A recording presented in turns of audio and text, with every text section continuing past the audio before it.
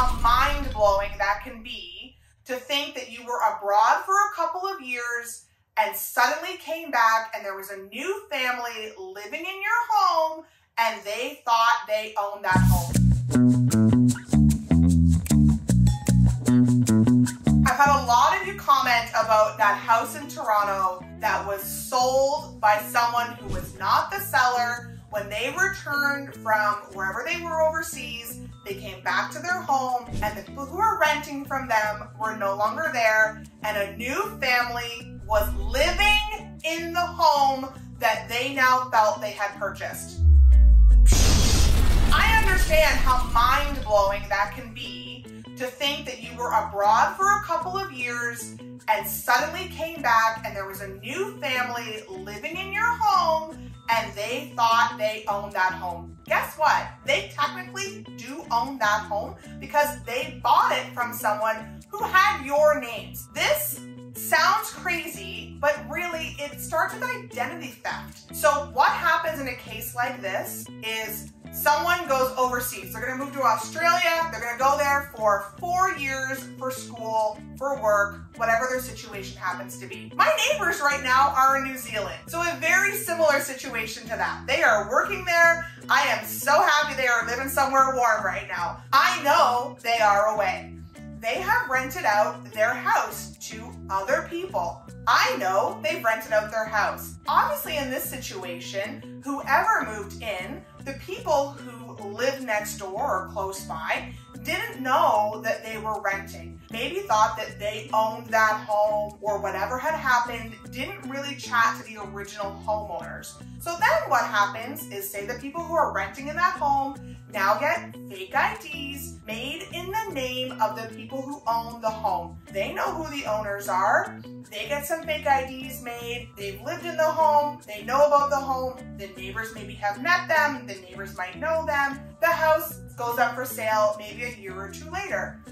This may not be unusual to those neighbors to think, oh, they just moved in, but now they're moving out. Maybe they've done some renovations. Maybe they've done some fixing up. Whatever might have happened, and now the house is for sale. They would never think to connect with the people who were living there previously if they didn't know them at all. So really this comes down to know your neighbors and know what's going on. Because believe me, if a for sale sign went up in my neighbor's house right now, I would immediately be emailing them or Facebook messaging them and saying, hey, did you know that your house is for sale? Are you guys doing this? So in this case, the house was up for sale. No one notifies the original owners that the house is for sale. The people living there impersonate the original owners. They get paperwork done up. It goes to the lawyer. Realtors check ID. That has to be done in person. Now, I check ID literally in my hand. I look at the ID from people, but I am not well versed in what a fake ID looks like. I have never been a bouncer at a club. I don't know what a fake ID looks like. We're not really trained in that. I'm trying not to check the hologram and those kinds of things,